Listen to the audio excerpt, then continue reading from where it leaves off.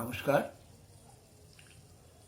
পূর্বদিন আমার যে ভিডিওটি প্রকাশ করেছিলাম সেটি যেখান থেকে শেষ করেছিলাম আজ আমি সেখান থেকে আবার শুরু করছি। আমার কিছু বন্ধুর রিকোয়েস্ট ছিল যে এই কথাটি যদি আমি সর্বপ্রথম বলে থাকি তাহলে কিছু মানুষের হয়তো উপকার হবে। তো সেই কারণে আমি আপনাদের জানাই,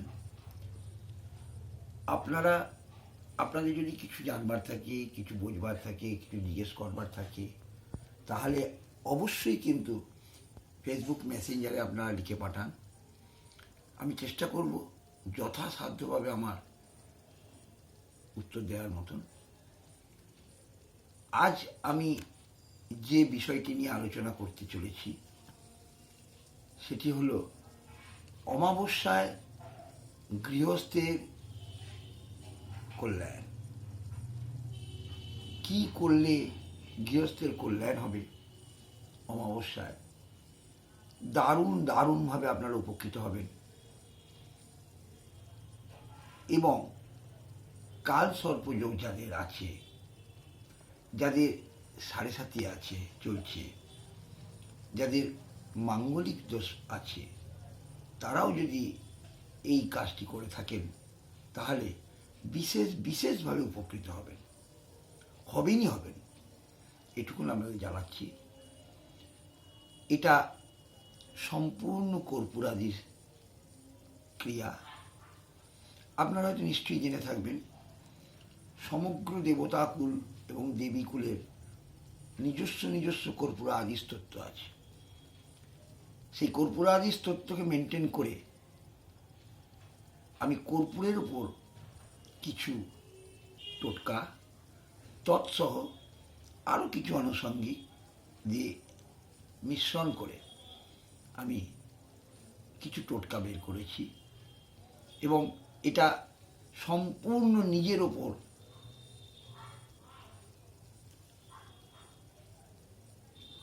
করে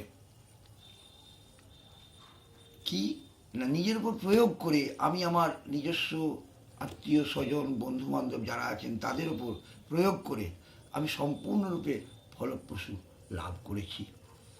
তারপরেই আজ আমি এটা আপনাদের জন্য ভিডিওর মাধ্যমে প্রকাশ করছি।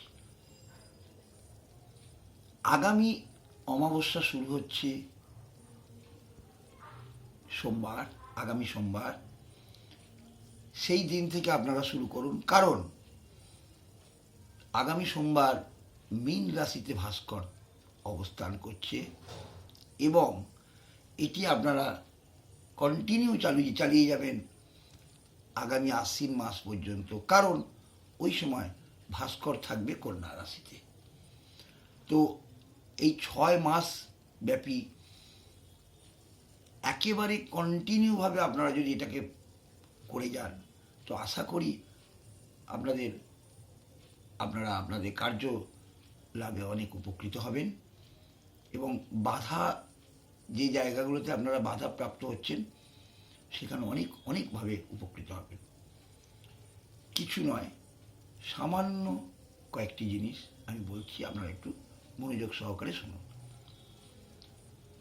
ছোট কর্পূর, মানে এরকম ছোট সাইজের কর্পূরের ঢেলা নেবেন।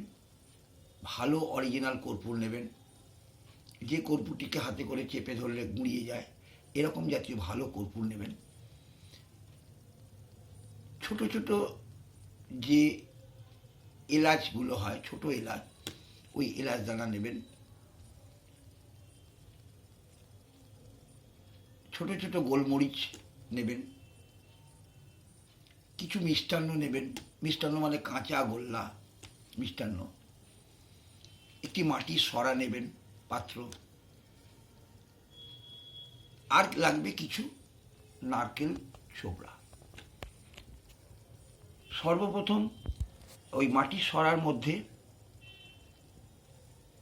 নারকেল ছোবড়াগুলোকে সাজাবেন।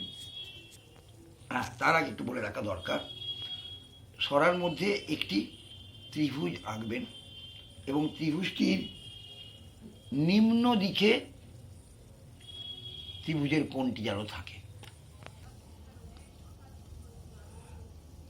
দেখুন, এই আমি এখানে একটি চিত্র অঙ্কন আপনাদের দেখিয়েছি।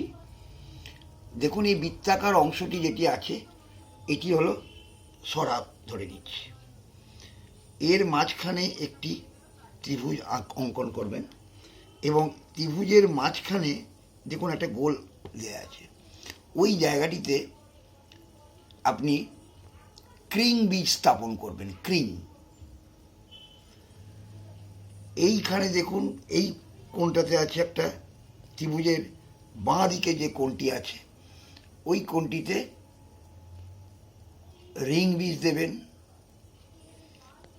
এখানে আপনি ক্রিং বীজ দেবেন, এখানে আপনি উইং বীজ দেবেন। রিং, ক্রিং, উইং, মাঝে এটাতে আপনি ক্রিং, মূল। এবং প্রত্যেকটি কর্পূরের মানে বীজের মাঝখানে একটি করে কর্পূর স্থাপন করবেন। এইবার এই সরার মাঝখানে যখন কর্পূর দিয়ে দিলেন, কর্পূর দেওয়ার পর ওইখানে আপনি বেশ কিছু মাত্রায় নারকেল ছোবড়া স্থাপন করলেন এবং আরও একটি কর্পূরের ঢেলা নিয়ে অগ্নি প্রজ্বলিত করে আপনি নারকেল ছোবড়ায় অগ্নি প্রজ্বলিত করুন। এইবার 28টি করে দ্রব্য তৈরি করুন। 28টি কর্পূরের ঢেলা থাকবে, 28টি ছোটো এলাচ থাকবে, 28টি গোলমরিচ থাকবে এবং 28টি মিষ্টান্ন ছোট ছোট গুলি থাকবে, একদম ছোট ছোট গুলি। এইবার আপনি আপনার আরাধ্য দেবতাকে স্মরণ করুন, গুরুকে স্মরণ করুন, শিবকে স্মরণ করুন, দুর্গাকে স্মরণ করুন এবং আপনার পিতৃপুরুষকে স্মরণ করুন এবং গুরুকে স্মরণ করুন। করার পর পারলে যদি পারেন পঞ্চদেবতার পুজো করে নিন, আহ্নিক করে নিন, জপ আহ্নিক করে নিন। ঠিক সন্ধ্যার পূর্ব মুহূর্তে, সন্ধ্যা হবে, সূর্য যখন অস্তাচলে গমন করবে ঠিক সেই মুমেন্টে আপনি কাজ শুরু করুন। প্রত্যেকটি আহুতি প্রদান করবেন ডান হাতে এই 3টে আঙুল দিয়ে।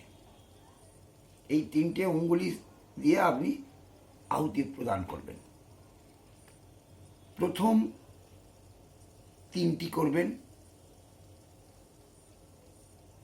দুর্গে দুর্গে রক্ষণী রক্ষণী স্বাহা দিয়ে।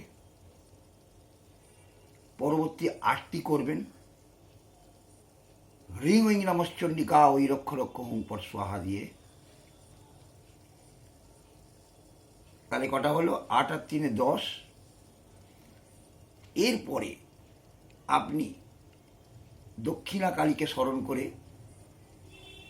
আপনি প্রত্যেকটি আহুতি প্রদান করে যান।